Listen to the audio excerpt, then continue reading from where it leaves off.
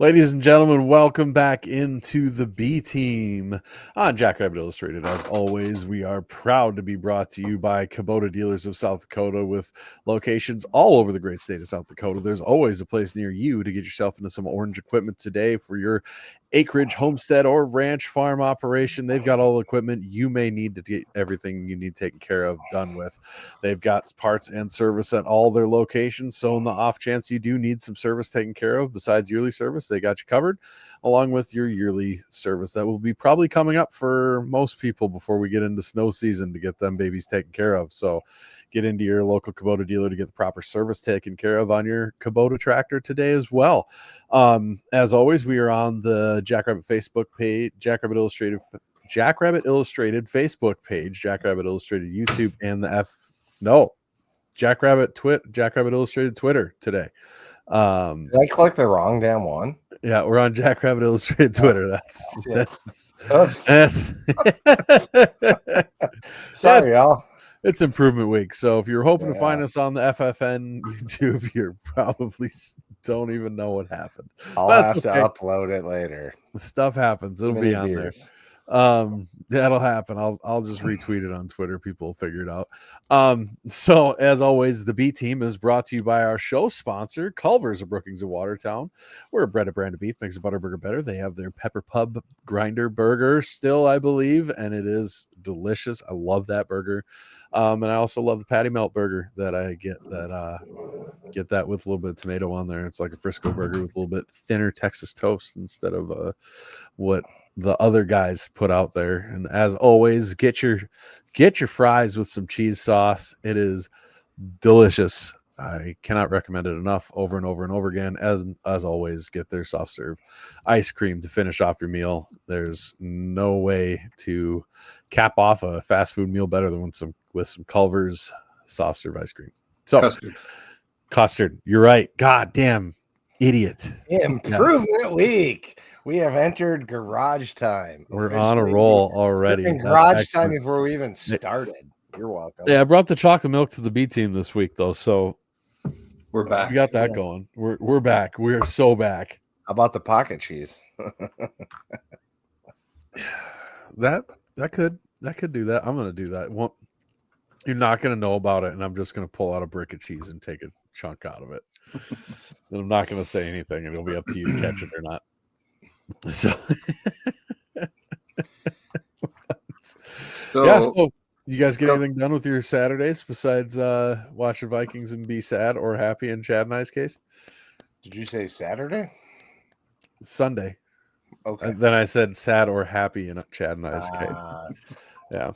We had a great Sunday. I know if we Packers started off on Thursday. Yeah.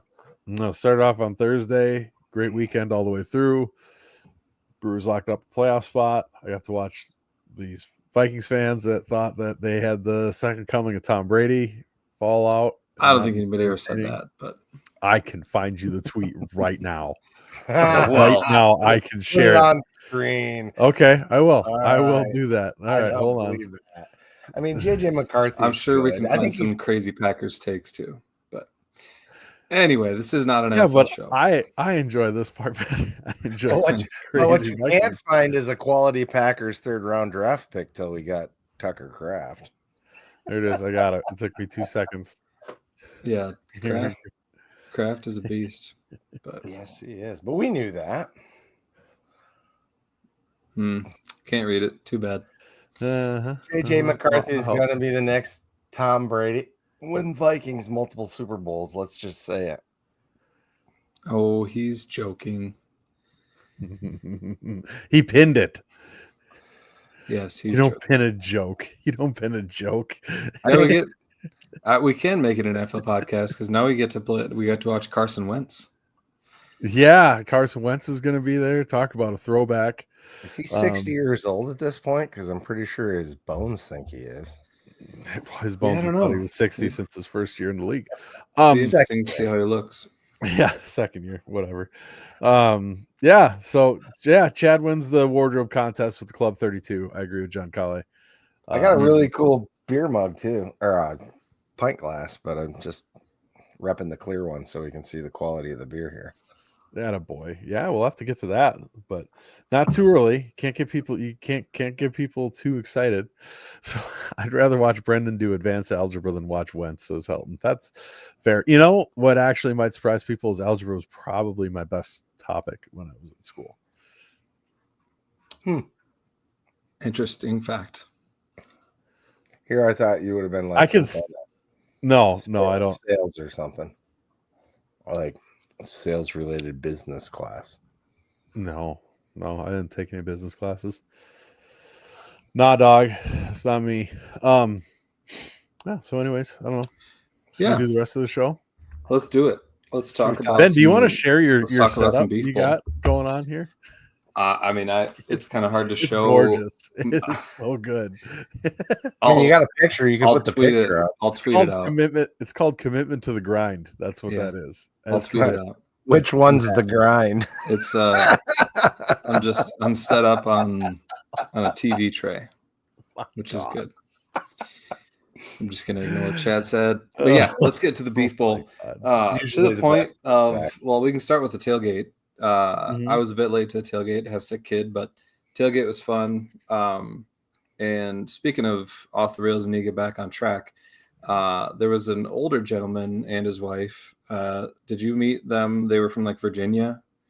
I think her name is Virginia. What? Her name is Virginia. It's like, isn't her name Virginia? But they're from Virginia. The guy said he's from Virginia. Anyway, 71 years old. For a while, yeah. Yeah, and he said they watch the podcast all the time and they wanted to stop by and see hi guys. us. So that was cool. So hey, I forget their names, but if one of your names is Virginia, then hey. He's on the board for the USS Enterprise Museum in New York City. No way. Yeah, that's super cool. And and he informed me that the pilot with the most kills off of the USS Enterprise was from South Dakota. So yeah, we talked for a long time. Interesting. He's a really cool dude. He's got a lot of cool stories. Yeah. We love when fans like that have been kind of watching from the shadows and then come stop by and see us. So that was cool. One of the things he said he appreciated about me was that I keep you guys on track. So I need to do you my only job. Brought them up to pat yourself on the back. I'm just saying I haven't been doing a good job so far. We're 8 minutes in. We haven't talked about the game at all. You keep us on track. You also usually keep us late. Well, that's besides the fact. Anyway, getting to the game, I think we can unequivocally say that Drake is better than Sacramento State, and the offense is better than Montana State's. That's how it works. That's just how that works. You can't. The undefeated transitive property reigns supreme. Especially in the second and third week of the year, right? Yeah, where you are able to scheme a lot. Right. No, I mean, you got to credit Drake overall. I think they came in with a good game plan, and it's a good Pioneer League team. I mean, they've won the Pioneer League the last 2 years, and I think they're going to win some games this year. And they got some talent on their team, and so, I mean, obviously we could have played better. There's a lot of improvement to be had, but they hung around, and it late in the third quarter, I was getting a little worried because like you get one big play, and it was a 1-score game, and it would have got a little interesting. So again, hats off to Drake. Yeah, you got to give the other team some credit, right? Mm-hmm. These a Drake game is a little bit like when we pay them to come in, just the way we're a buy game for an FBS team, right? And just because you're paying them to come in doesn't mean they're going to just roll over. If you had a chance to listen to some of the coaches' show or his interview with John Gaskins for Coach Jackson talking, it was interesting. He definitely brought up that they're rotating in a bunch more people and putting some people in positions that they don't normally play, things like that to see guys play. That makes a difference as well. And kind of his point was, we would have loved to win by, 70-0, 77, but we're at a different spot than when that happened and everything. And I do think Drake is better. than normal years. I think a lot of the Pioneer League is better than most years if you've been paying attention. They've got more full scholarship FCS wins this out of conference probably than in the last decade. San Diego's got a win over Southern Utah, who was almost unanimously thought as a playoff contender going into this season. They got 2 wins over the SoCon, which historically has been a good conference, except for this year. But that's all to say, yes, the Jacks should beat them. Any Valley team should beat a Pioneer League team. They should beat them by quite a bit. But this year, it didn't happen. I mean, Idaho got taken to the wire by St. Thomas. And make no mistake, when you talk about this game, if you were there, if you watched, this game was never in doubt. It wasn't. It was not in doubt. There was times where you're maybe uncomfortable that it was that close because it's Drake, but it wasn't because you thought the game was going to be lost. Like, it wasn't like, oh God, we might lose this game. It was, well, wow, Drake shouldn't be this close at this point in the game. Yeah, pretty much. And I don't know if people realize it, that they started the game with their number 2 quarterback, who I'm kind of glad that guy didn't play the whole game because he looked spicy. Kick the play. Yeah. I mean, he could play. Like he had some move to him, and he could throw a good ball. And he unfortunately got injured pretty early in the game by Ullman on a strip sack. But then their 3rd string came in Agua, and Inagawa, and he played really well too. And so, I mean, they got dudes that can play, and so they showed it. The way that Inagawa played, man, I can't imagine there was much drop off between him and the guy above him. And for a true freshman to just stroll out there in front of 19,000 people and sling it and run it and make good decisions for the most part. I mean, he threw a couple high balls that ended up, one almost an interception and one did. But I mean, you don't usually see a guy come off the bench that had no idea he was going to play and just run things like that. He did a hell of a job. Right. And I mean, I think it didn't help that we had, that sleepy start by the defense, which happens all the time. The team like Drake comes in, they're amped up, they're ready to go. We're not as ready. And, you see it with, FCS versus FBS games all the time. And so that wasn't surprising. But then throughout the game, Drake just kept kind of stringing these kind of weird plays together where it was like, they'd get 15 yards on some goofy play that they almost get sacked, and then they'd get it off. And you combine that with a bunch of untimely penalties by us, both helping Drake out and hurting ourselves on offense. And, all that combines for a not very impressive win. Like Brendan said, in control of the whole game, but definitely a lot to clean up. I think that the defense overall played well. I believe the offense put the defense in a bad spot a couple times. And I mean, the thing is, we didn't punt at all. It didn't feel like that because they still got 21 points, but that was because I think we failed 4th down. Was it 4 times? 3 or 4 times? 4 for 4. That sounds right. Yeah. Which, that's one thing that we do have to really get better on is those short yardage situations, those money downs, 3rd down, 4th down. And I think we'll get there. I think that, people forget that this is still a team that's gelling. This is still a team that has all new coaches, and players are still getting used to schemes and each other. And we're going to have disjointed games like that. And it's a good thing that happened against a team like Drake. And it's a good thing that we've got a few games coming up, a bye week to improve, and then a few games coming up that we can kind of keep polishing that product and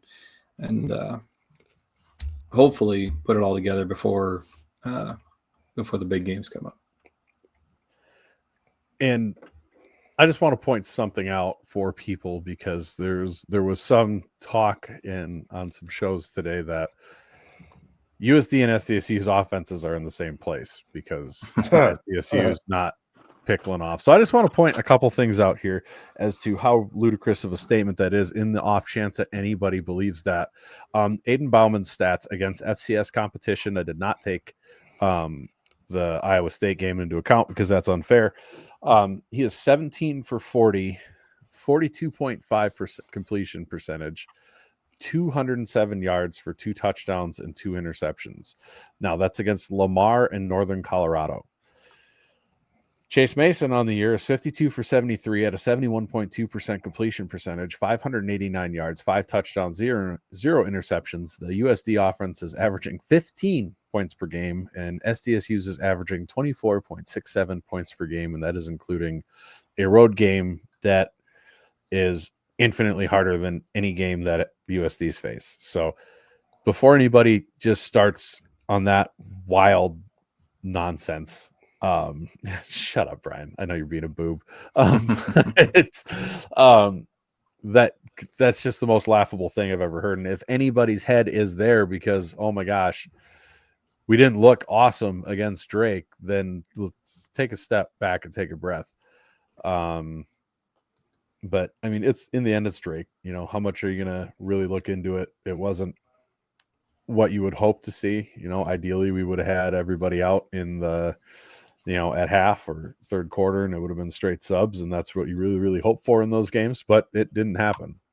Still won fairly comfortably. But I mean, yeah, and at the same time, you know, I talked about how this is still a team that's trying to gel. So maybe it was ultimately a good thing that they had to play 4 quarters. You know, the more snaps they get together, the better. Well, and you know, it's super funny because I had said on Saturday with Borg that the vibes, it's not identical, but just the vibes of this offense reminds me of the vibes around the 2022 team because it took forever. It was all That's year. True. It felt like people forget that. Where are the explosive plays? Where's this offense? Like people forget that offense starting out really was not. It was really clunky, and it was a lot like this. Like it drove you nuts because you saw how good it could be, and it wasn't there. It wasn't happening. They weren't hitting explosive plays. And what's the first thing I see on Monday? Where's the explosive plays for SDSU? It's like, son of a bitch. It's deja vu again. And not saying it's going to turn out that way, but I think it feels the same right now as that did. Yeah. And it's kind of similar the way that I think if you look back that, you know, there weren't exactly explosive plays to start the season, but they were putting points up. And that's what we've done too. I mean, we put 20, 30, and 37. That's winning football. That's winning offensive football. And, you know, just because they haven't been in big chunks, you know, you start to think, oh, geez, is our offense any good? But man, they're moving the ball at a pretty high clip. And, you know, you mentioned Chase Mason. He looked really good.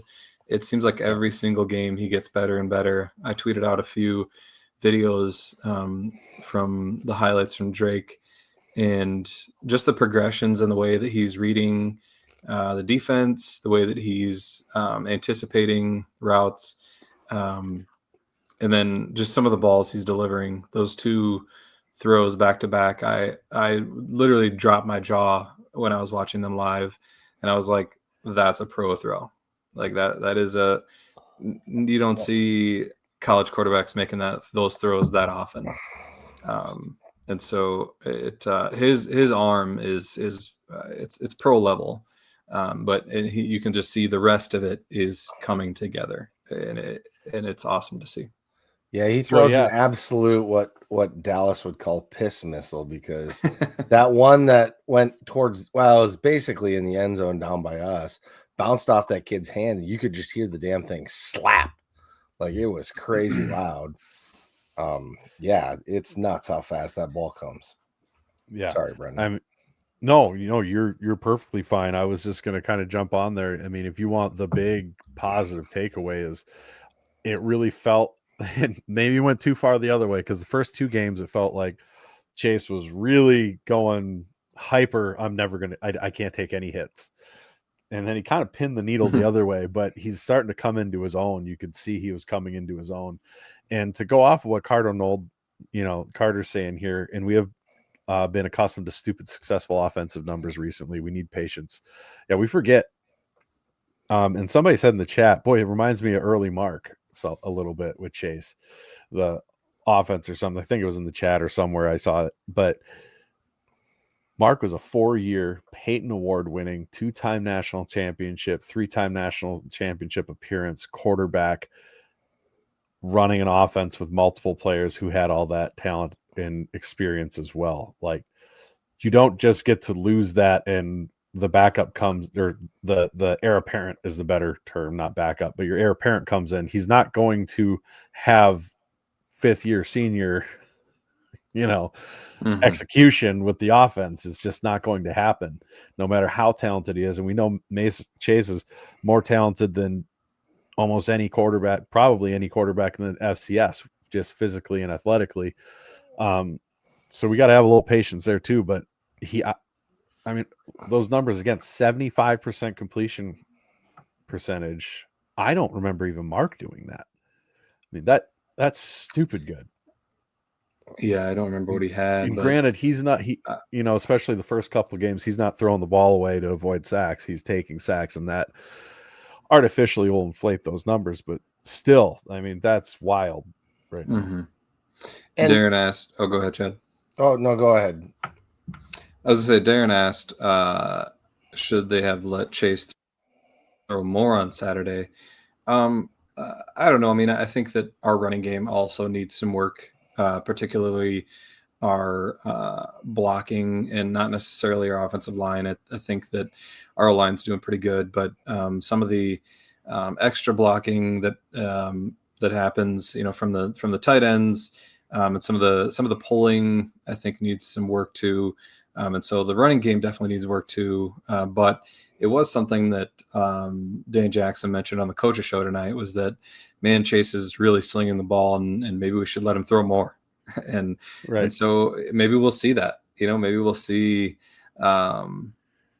him open it up a little more. Cause I mean, you see it, you see once Chase is getting going, he's going to be tough to beat or tough to stop, really. And that's only going to open up the run game more. And so you may see, some throw to open up the run schemes in the future, just because it seems like teams are really trying to stack the box and make Chase prove that he can throw it, and he's gonna make him pay. And I do want to, a sneaky one that I was very very pleased with. Graham Goring, 3 receptions for 65 yards. Mm-hmm. If he can come through as a big second option, that really changes the complexity of this offense if he gets consistent.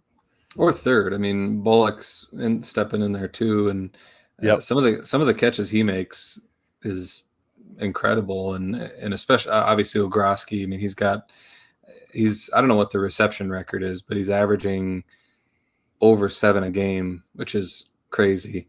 And I don't see him slowing down either. But both they got some really good hands, and they're fun to watch.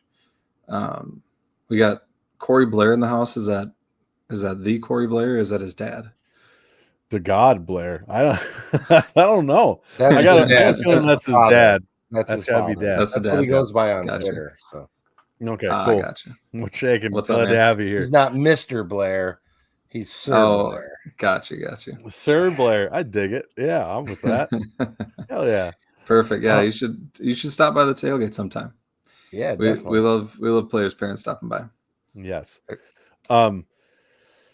With all those good things, there's definitely plenty to work on going forward. I think Sam Herder said it really well when he said it just feels like there's so much more meat on the bone. And I think what causes some people to be so frustrated, because it is hard to be patient when you're watching a team that you love to develop. And there is if this team converts third downs at a normal rate in short yardage, that points per game goes from 24 to 36 in a heartbeat, Right. because they'd finished so many more drives. The kicking game, I plan on we're going to have a sit down with Mr. Hunter Dustman next week sometime. He's going to come on. We're going to chat about special teams and stuff from the one who I'd consider the guru when you're a punter and kicker and kickoff guy. I can't imagine there's many people on this earth who know much more about special teams than Mr. Dustman himself. But that's been seriously problematic. It was good to see the freshman come in and hit one after a couple misses, but that's something that has to be fixed, or we're going to have problems in the long term. Yeah, I mean, I was actually proud of our fan base because I honestly, when Stater was lining up to kick the 38-yarder, I kind of jokingly said to my dad, I was like, if he misses this, he might get booed, because I mean that made him 3 for 7 after he missed it, right. And everybody was quiet, which was good and respectful, but then coach decided to make a change to Harrington. Harrington came in and drilled a maybe 30 some yarder. It was 34, I want to say. 39-yard field goal, 7 plays, 14 yards, 3 minute and 9 second time possession on the drive. Yeah, so it'll be interesting to see what they do going forward. It's a tough deal. Kicking is really, really hard, and it's tough when a kicker's struggling and the confidence starts to wane, and it's hard to come back. And so we'll see what happens with that. But I do want to say that Harrington, he needs to be brought up for his kickoffs. Yeah, dude, they talked about it on the coach's show. Yeah, so consistently good with kickoffs. He's just blasting them and not giving them a chance to return it at all. So he's definitely a weapon in the kickoff game, and apparently he's good at field goals too. Yeah, I think field goal kicking is so mental. Mm-hmm. You know, I wasn't good, and it was just because we were a small school. But I kicked in high school, and it's very similar to a golf swing, and where it's repeating the same motion. And you kicked in high school? Yeah, I made a 35-yarder. Were you like a toe kicker, like right off the? Oh yeah, toe basher. Yeah, I knew it. And on kickoffs, I told my coach I wouldn't be the kicker unless I got to run down. I wasn't doing safety valve stuff, so he made me the wedge breaker.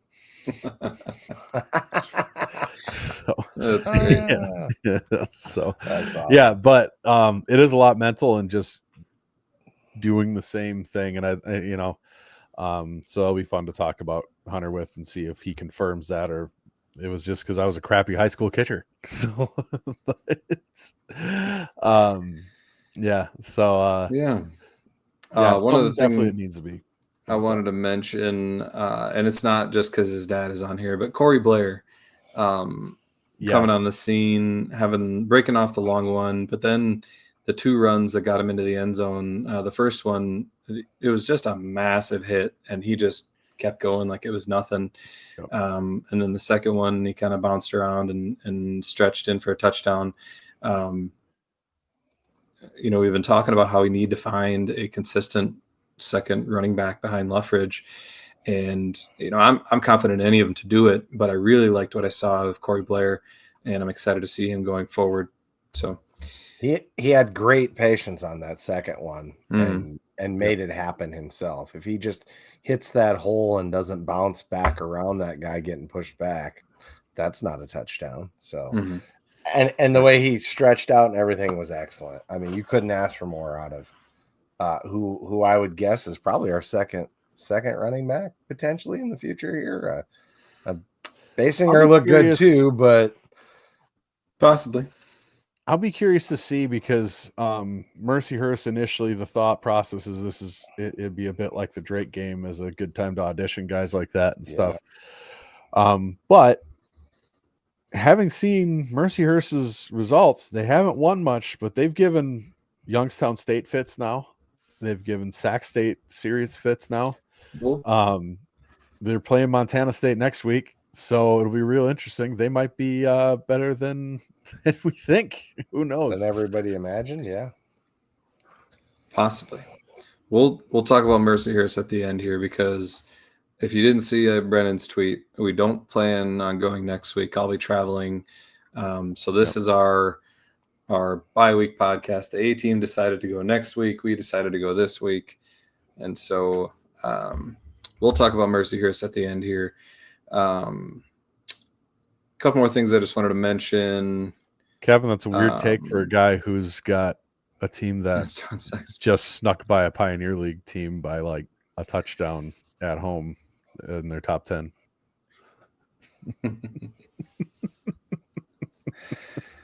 Love it. Lord have mercy.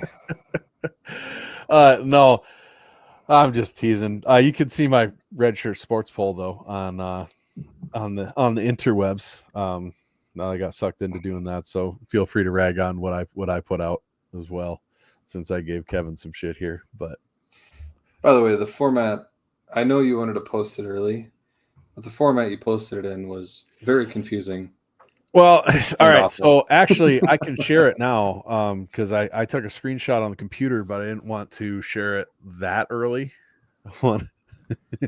I wanted people to get out before me and share theirs, so I didn't eat all the heat right away. But actually, if we want to do that, we can say that it's brought to you by Wooden Legs Brewery will be our next or actually Cubby's Sports Bar and Grill in Brookings, South Dakota. As we already talked about Culver's, Chad, at the start, but Cubby's Sports Bar and Grill in Brookings, South Dakota, with roughly 3,000 TVs, as we like to say. And I mean me, but 3,000 TVs in there. They just hosted the coaches show tonight. Looked packed in there. It was fantastic. No better place to get a burger or food in Brookings other than Culver's, of course. But if you want to sit down, have a beer, watch some sports, go to Cubby's Sports Bar and Grill in downtown Brookings. If you're a Jacks fan listening to this and you haven't heard of Cubby's, then I sincerely question your Jacks fanhood. So, or maybe you're like 100 in a nursing home, in which case, good on you for looking us up and watching. We appreciate it. But Speaking of the coaches show, Austin mentions here, they mentioned this on the Coaster Show, so I wanted to highlight it as well, that we're leading the FCS in time of possession right now, while we're at the same time 111th of 118 on third down conversion. That's crazy. Is wild. Like, that's got to be right. It's like two opposite that's got to be rare. We got to get Tim Rosario on that. Yeah, man. Has anybody ever done that through 3 games? Yeah, he's kind of like the ESPN stats and info for FCS, pulling that stuff. So maybe he needs that. Alex, of course, if you didn't check it out, Alex's By the Numbers article, I believe, went over some of that and did a deep dive on the offense last week. If you haven't, I recommend checking it out. But he points out a point he made very nicely on that article that, nope, we moved the chains a ton on first and second down. A lot of success there, which is huge. I mean, the best way to convert third downs is don't have them. So now look at you've got a cat. I don't have one. It's a kitty. That's not a full-size cat. Sort of adapted. Yeah, that's a young cat. It's still a kitten. Getting big though. What's the name? We gotta know the cat's name. You can't just show the cat. Cormac. Adopted from the Brookings Humane Society. That was the name he was given. There you go. Cormac the Destroyer. Yeah. Sounds like we should have the Destroyer after. We were going on to the Red Shirt Top 25. Yes. And I'm going to pull up the other one that I had up before because it was more readable than even the first one I had. The other one. Oh, that cat is going nuts, huh?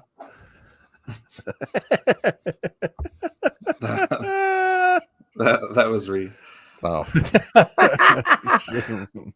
I stand by my statement. Come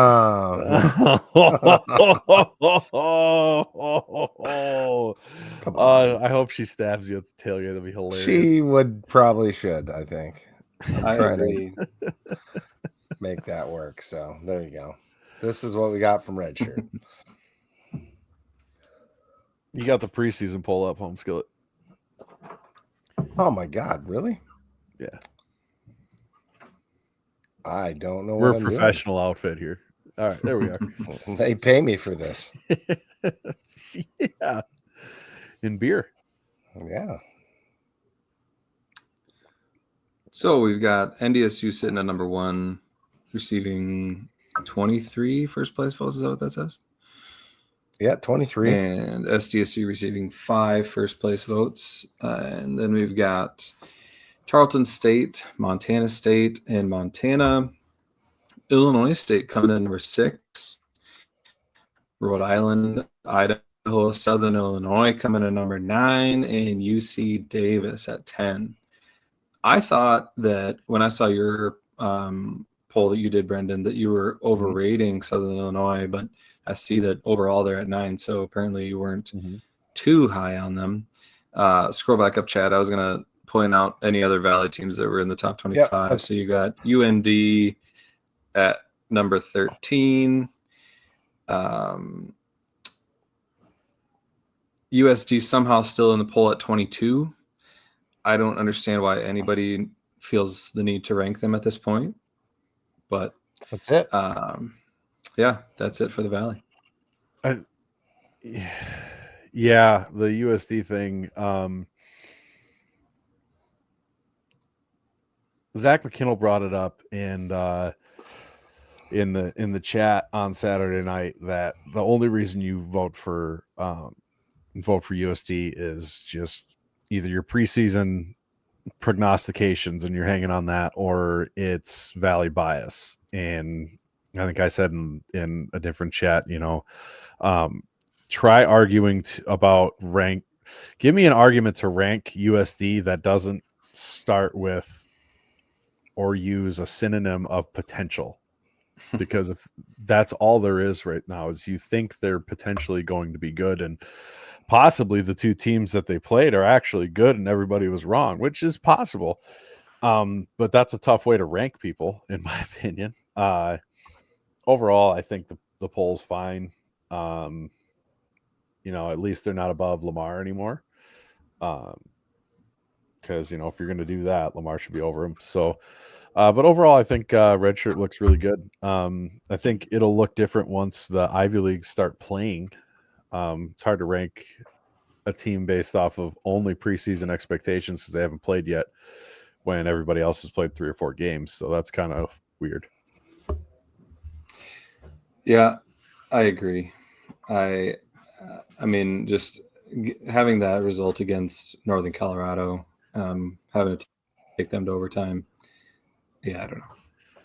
I'll be really interested to see how they play against Drake. It'll be, I think if Drake plays like they did against us, they could give USD some problems. Yeah, that's going to be interesting. Since we don't really have a game to, preview for next week, I suppose we have time to jabber about that stuff. Their running back who took over for Charles Pierre had a day. Kid rushed for 301 yards. They rode him like the Pony Express for 35 attempts. He had a net of 301 rushing yards, 2 touchdowns, along a 47 average, 8.6 yards per carry. The rest of the team had 10 attempts, and they gained a total of 18 yards. So that could be a problem. And Bauman went 7 for 19 for 99 yards. Yeah. Good God. First off, like, that kid's a stud. I don't care who you're playing. You get 302 rushing yards, you are a stud. That's a ball player there. Something to watch out for. But man, if you got to give him the ball 35 times a game in the Valley, boy, that's that. You talk about putting miles on a guy. We were hoping to get Juice down from 25 carries. 35 is wild. But also, how do you have a 300-yard rusher and still have to go into overtime to beat the team. Yeah, it's crazy. A team that, by all measures, is probably not that good. Well, because he had the one player at 302 yards, and the rest of the team combined for 117 yards. Yeah. Total offense. That's wild. Total. Like, that's crazy. Weird deal. But yeah, it will be really interesting to watch that one next week. I'll definitely have my eye on that one. Yeah. Yeah, that's definitely going to be one to keep an eye on, because if Drake comes out the way they did against us, it could be interesting. Mm-hmm. It's really too bad they play us first and then USD, because if they'd have played USD this week, I think they would have beat the crap out of them before we injured their quarterback and so forth. Or maybe not beat the crap out of them. Maybe that's a bit far, but yeah, beat them. I think beat them. Yeah, it's possible. But I mean, I don't know. The third string quarterback looked pretty darn good anyway. So I mean, how much better is Lamar than Drake? We don't know 100% at this point, but I mean, I would say arguably they're better, but Drake looked really good, honestly. I was really impressed with that third string quarterback, and their running back with no ACL was pretty good too. Yeah, that's a weird deal. But even just their size, I think somebody mentioned it earlier. I think it was Garrett Meyer that said that, or just even the size comparison, it didn't look like a Pioneer League team. They just a big line. Yeah, they got some big boys, and their D line was pretty good. So, yeah, very impressed by Drake. And even their fans, like, normally in a game like that, the fans come in and they're like, they don't say it, but they definitely kind of act like, yeah, we're just kind of happy to be here a little bit, hope nobody gets hurt, whatever. Their fans were in it to win it, baby. And I don't blame them a bit. I'm all for it. I love it. But yeah, they were not there for a check. They were there for a win. That's what they came to play for. And I would expect the same situation next week when they go on the road. So that'll be interesting to see. Plus, they might smell a little blood in the water too. Well, if USD comes out and woodsheds them, which if they become the team everyone expected them to be, they should. Then that's going to be a whole. We're going to hear about that for the next week until they go up to Fargo. Because they look good. We're amazing. We suck again. I can say all I want that they haven't really played anybody yet, but NDSU looks, no matter who they played, they look damn good. They look pretty buttoned up. Cole Payton had a big day passing, which if I'm a NDSU fan, that's got to be encouraging. I mean, that's what you want to see out of a young quarterback. I think he threw for 300 yards and passed a lot of touchdowns on top of it and had himself a day. So how many? Oh, Jesus. Don't read that. I almost did. I couldn't help myself. It's such a good comment. It really is. That was a banger. Anyway, but yeah, I did not know that USD's next game after that is NDSU. So that's a tough spot. That's a kind of a look ahead a little bit. And I feel like we were looking ahead to the bye a little bit. Kind of not that we overlooked Drake, but I think we were, after two really tough games and a really tough road trip out to Montana, I think we were thinking, man, just get through this one and we're at the bye week. And so there's potential for USD to kind of look ahead to the NDSU game, thinking they need to start prepping for them instead of Drake. But we'll see. I did notice we talked about how Scared Money is going to be a short show next week. There's only 2 Valley games next week. Or not super short. Yeah. It's us and Mercyhurst and USD and NDSU. That's it. Wow. Yeah. We'll have to hunt down a couple extra games because 7 Valley teams on bye. I'm for a short show, but that's ridiculous. Yeah. I know. We might need to pick up a couple out of games for that one. I'll be up in Duluth, so I'll be fine with a short show, but yeah, kind of wild deal. Anyway, going into improvement week, we can talk about that a little bit. what we want to see, and then we'll touch on Mercyhurst. I guess what I'd like to see out of Improvement Week, which I loved how Dan Jackson talked about it. Dude just seems like a really good coach. He was talking about how he, instead of just saying Improvement Week, he made every player come up with something that they need to improve on, and then the coaches have to come up with a way for them to improve on it during Improvement Week. So that's cool. But I think the biggest things for me is like blocking consistency. I think we got to get that figured out. I think there's something to learning the schemes that Eisnes is trying to run and getting those down. But I also think that just being more consistent, because some plays will be blocked really well and other plays will just whiff on a block or two and it gets blown up. And so that'll be big for me. And then just I think running backs developing a little more. And, they've talked about Lawfridge himself has even said that, he knows there's yards out there to be had just because he's still learning the offense. He's still learning the way they're blocking. And so I think that'll get cleaned up. Got to clean up penalties. There's been too many of those. And then lastly, I think just building the rapport between Mason and the wide receivers. So that's my Improvement Week item. So what do you guys got? I mean, we need. Go ahead, Sam. Go. Nope. Okay. I'm not gonna. I think the guys that are pulling and stuff can't be afraid to hit the guy. Like it seems like we're stutter stepping and we're not. I mean, it's like when you punch somebody, you got to punch through them. When you hit somebody on a pull, you need to hit them like you mean it, not just block them. We need guys out there that want to hit a guy, put a hat on them like a defensive player. Our defense, I think. What it looked like to me in my rewatch was some of our struggles on defense came from being overly aggressive at the wrong time. It's just how it is. I mean, you gamble sometimes and you lose, and it seemed to bite us more in this game than it had the previous two. So I don't know if staying home's the right answer, but in this game, it maybe would have helped a little bit. It certainly doesn't help that we lost one of our stud DNs. Obviously. I mean, we've made some of those improvements already. We got other guys catching the ball and other guys running the ball. So we're steadily improving. I was a little let down by some of the penalties, especially on special teams. We can't have that. Obviously the conversion, we're going to have to get that to come around by the time we play NDSU or we'll just get slaughtered. That's what always killed us in the past against them.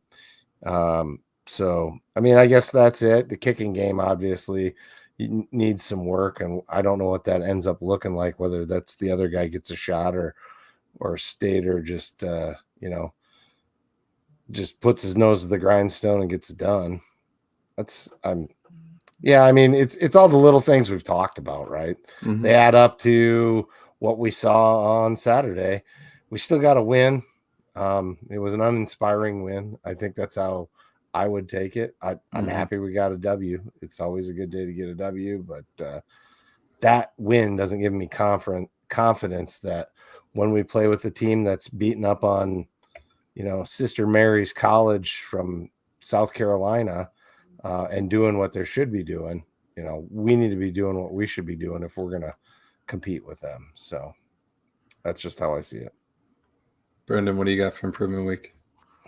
Like on some of the run plays, finishing off every block matters and just consistency overall, staying on blocks and consistency is important. And that's not just O-line. That's everybody. You want these run plays to pop for a long one. Then, everybody's got to stay on their block and finish their block. But overall, just consistency overall, I think is a big deal to be able to not kill drives with either penalties or a bad play that kills you on 3rd and short or whatever is hugely important. I know to your point, Chad, about guys, on defense being too aggressive or whatnot. I know Coach Jackson said on the coaches show there was some guys trying to do too much on a fair amount, trying to make a play, which isn't, a negative thing per se, but sometimes you just got to wait for the play to come to you a little bit. So that'll be important. But overall, I just really want to see the run game gel some more so that it's smoother and everybody's, locked in on what their assignments are and how holes are going to open up and all that, and picking up pressure and how to defeat pressure with the pass game, because that's been just something teams have been loving to do to us. So those are probably my things, I guess. If I were to pick things that I'd hope get improved on, I think those are the major ones. And of course, kicking game. That's going to be massive. But yeah, other than that, that's kind of what I got there. My personal improvement, I like to step up my brisket game a little more, because according to some people, I only, did well because of we're not going to reveal the results, but, somebody on here didn't vote for mine. Some other people claim that, it was only because of the quality of meat that I had. So, I'm gonna go back and I'm gonna work on it and overcome those things. You can't tell me that's the best brisket you've ever brought to a tailgate. You think the best? No. Yeah, okay, thank you. You've had ones that are better, in my opinion. And and the rub was more than I could. It just wasn't my favorite rub. I don't know. That's just me. Everybody has different flavors. It was still great. It was still great. That's fine. You're a liar. It's okay. No, I'm not lying. You're lying. There was more smoke flavor in Alex's. Period. For what it's worth, by the time I got there was only scraps left. I tasted the scraps and it was a clear. Brennan was a clear winner to me, but most people agreed with that statement too. Yeah, to each their own. All right, so since we're not going next week, let's talk about Mercyhurst a little bit. Oh, Chad wants to talk about beer first. Well, Jim's asking. Wooden Legs asked me to review some of their beers. This one's tasty because it's gone. It is not a light lager, but a lager with lime, and it is fantastic. It's called Boca Grande, 4.2% alcohol, and you can get it down at the pub. It is very, very crushable, and great little beer. Lagers, also very hard to make a quality lager, much harder than an ale. It takes more time. And if you want to learn more about that, it's readily available out there on the interwebs. But just know a quality crisp lager is a little harder to make. So Wooden Legs for all your beer needs when you're in town on your Saturdays. Where are we at? Have we got an update on like how much percentage wise? So I'm told around 20 to 25 gallons. So we must not have went through a whole lot of beer after I was there and picked up my 4-pack. Really? Because I asked him in the stands and he said we were scraping the bottom of the barrel is what he said. Well, I mean, 25 is not a lot. I mean, that's true. It's about a quarter. It's about a quarter pretty much. Yeah. Yeah. And we're dangerously close. We're getting too close to the record. But they also told us had we had back-to-back home games, they think they would have been. If we'd had 3 in a row, they think we'd have demolished the record. Right. Because how many gallons was the whole thing? Right around 100.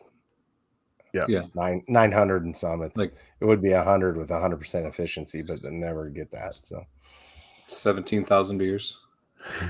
Yeah, no, I think it's roughly 10,000 beers. Roughly, it's the same amount of beers as Cubbies has television. Yeah, there we go. I like that. That's a good equivalent. Yes. Yeah, I earned that shit. That's fine. I love it. Jim, got a boy. He only had 5 crowlers tonight. That's a lot of beer, buddy. Yeah, that's a lot of beer. A lot of beer, my boy. Those things. I mean, I'd like to call them a man can. That's what I'd want to call them. My problem is they're 2 pounders for each one of them.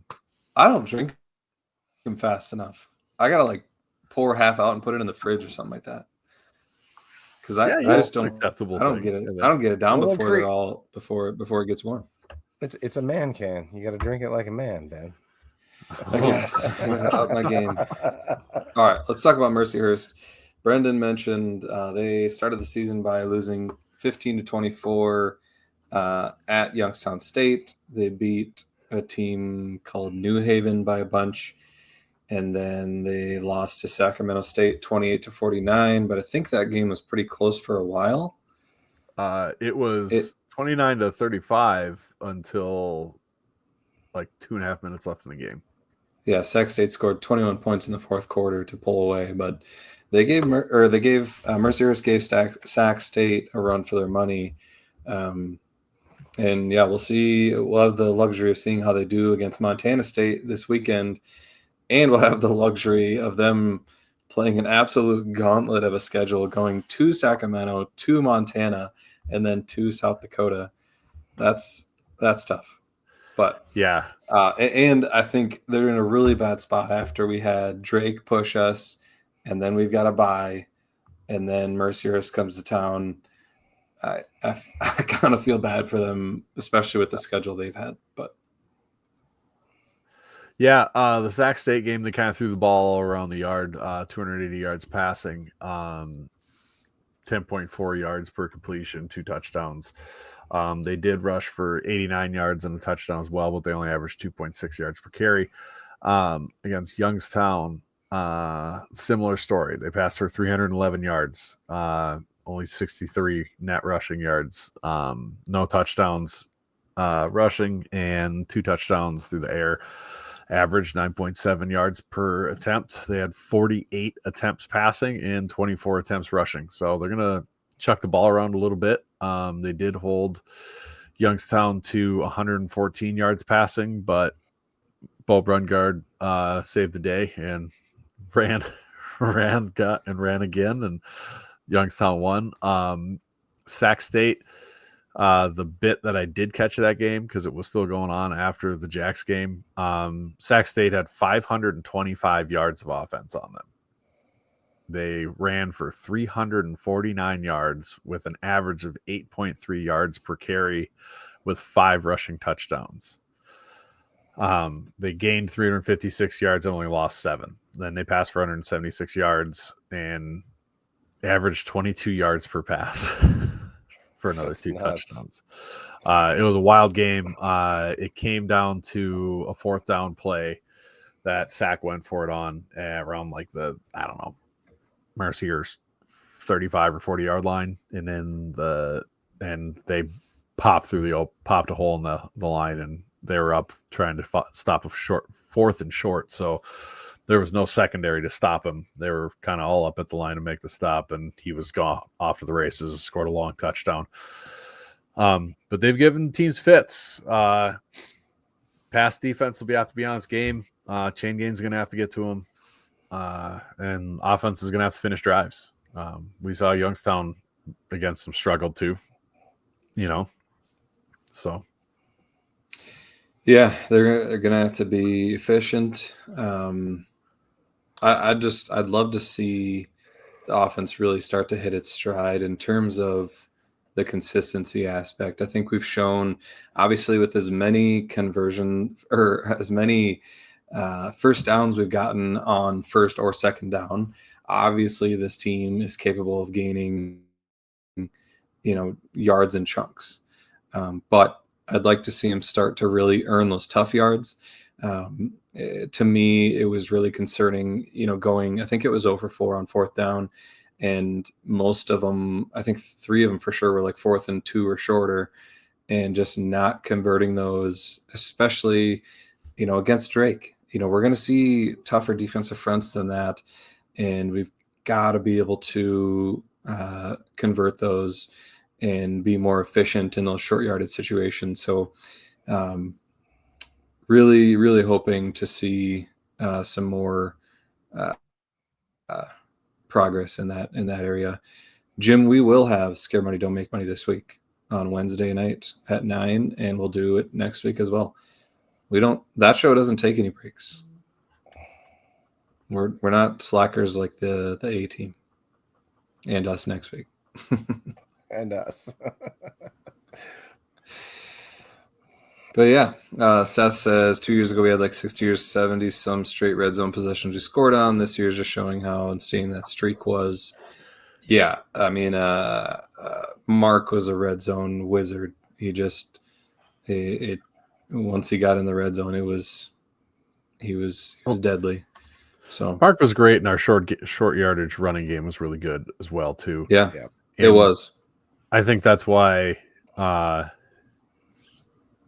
because of all that success on short yardage and in the red zone, is why it makes those struggles stick out even more. Is you go from wildly successful to suddenly very unsuccessful, and it really sticks out because you're used to that just being, well, we're going to get the first down, 3rd and 2. Mm-hmm. Never mind that you're supposed to at 3rd and 2 anyways, but when you go from getting every time, it tends to stick out when you don't. Yeah. And I think that really adds to some frustrations for people. Yeah. Well, and I think part of it is to the team's own fault too, because we've had a lot of penalties on like 3rd and 2s that have turned into 3rd and 8s. And then you gain 7 yards, which would have been a first down if you didn't have a penalty. But now you put yourself in a 4th down situation, and then it's just keep shooting yourself in the foot enough times. And yeah, the stats are going to show that, you don't convert 3rd downs, but a lot of the times it's because you shot yourself in the foot. So we'll have to clean that up too. Johnny said, for the record, Chase Mason got that first down on the 5-yard line. Was that a discussion today? Number one, I don't think he did. I don't think he did either. He didn't stretch the ball out until he was out of bounds, which Alex is on here. He can tell you that doesn't They didn't matter. mark it right, though, either. They didn't. They marked it short of where he was, which is about right at the 5. But I think the first down was like at the 4.5-yard line or something like that. But I couldn't tell because there's no marker angle within 10 yards of the field. Even if that marker's there, it's not official.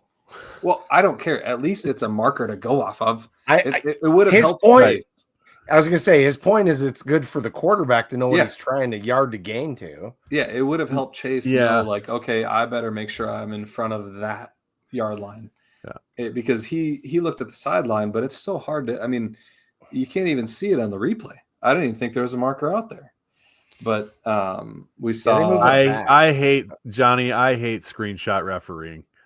I'm sorry. That it just doesn't – Well, he might have an actual photo from the side of the – I mean, that might be – Well, if you are – okay, so if you're directly on the sidelines where he came out, now you can't see where he's out of bounds. If you're directly down the sidelines, you can't see where he's going out of bounds. The only way you'd be able to tell is an overhead camera angle. That's the thing. Screenshots are usually don't tell the full story.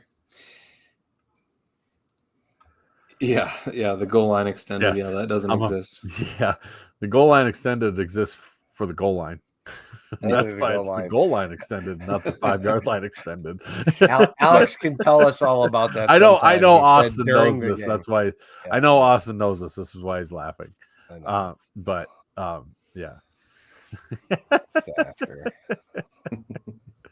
Austin, those words are the devil and do not apply there. And if you're the Austin I think you are, you know that.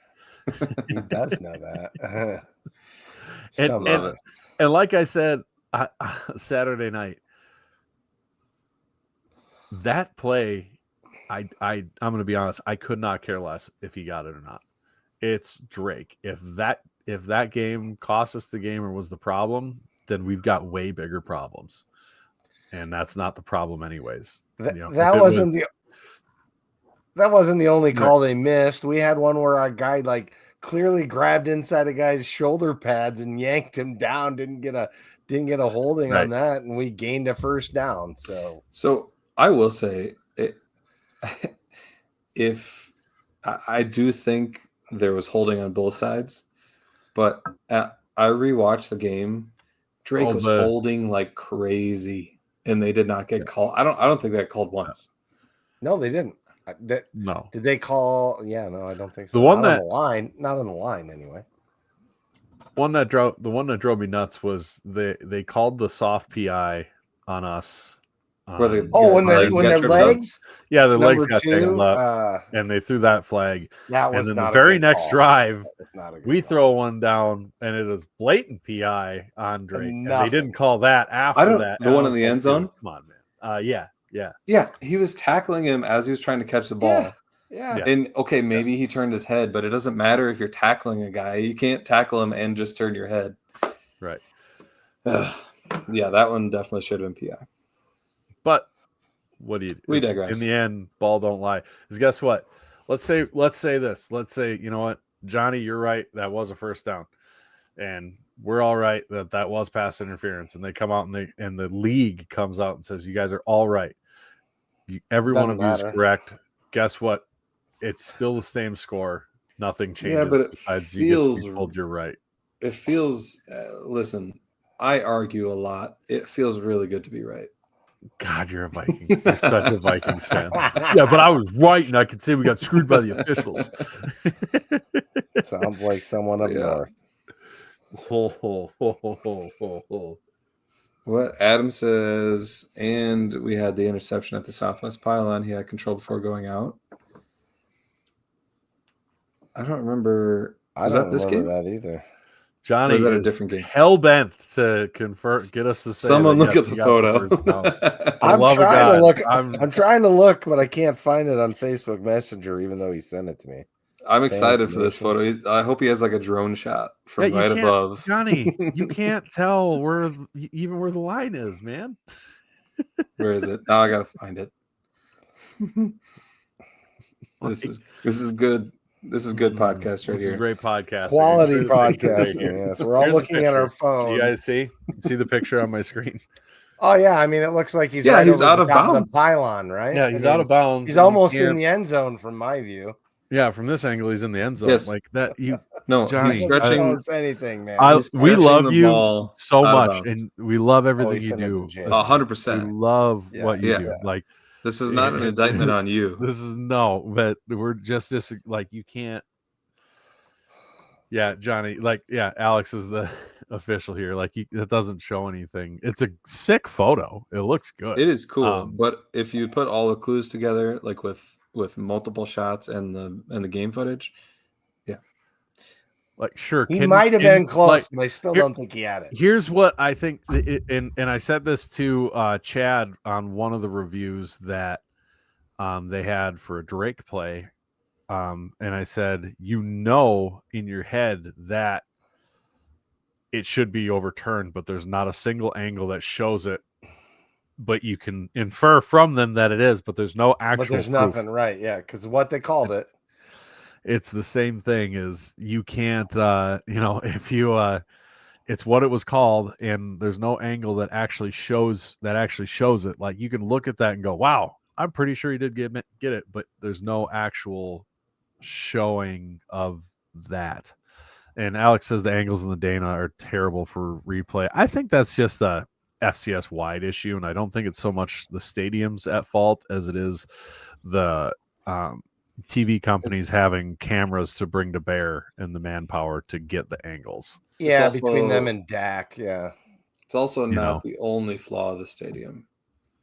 The other flaw is the lighting, which God, I don't know. Can you count that with the stadium? Because that was there before the stadium. They kept those from the old one. No, they installed. No. Did they install new ones? They had new ones. Oh, I was thinking when they kept. Yeah, never mind. They did add new lights, and then shortly thereafter built a new stadium and added new lights. Which proved itself when they did the flashy light thing, and you could barely see it because all the lights were still on. Yes, the mother's room is a bigger issue in my opinion. That's true. Third issue. I'm trying to curry favor with the women, but in all seriousness, the mother's room is a problem. Fourth issue. You finished the mother's room.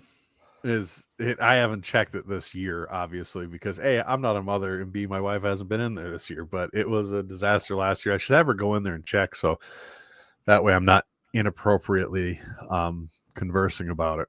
Listen, this is not a rant. Don't put this on me. Ben's ranting. Go ahead and give Corey's sponsorship to Ben on this one. My rant. Figure out the ticketing situation with I don't know if it's just with iPhones or what's going on, but My this iPhone's been is great.